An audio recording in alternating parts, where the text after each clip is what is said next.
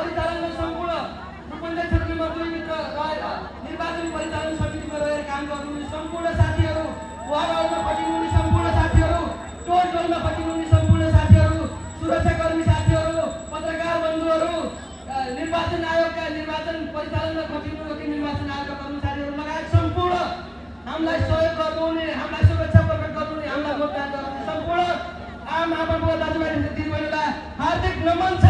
जय देश, जय नेपाल। सम्पूर्ण उपस्थित वर्गहरूलाई 1 मिनेट मौन धारणमा सरी परिदिनु हार्दिक अनुरोध गर्दछु। हामीले ती शहीदहरूलाई सम्झिनै पर्छ।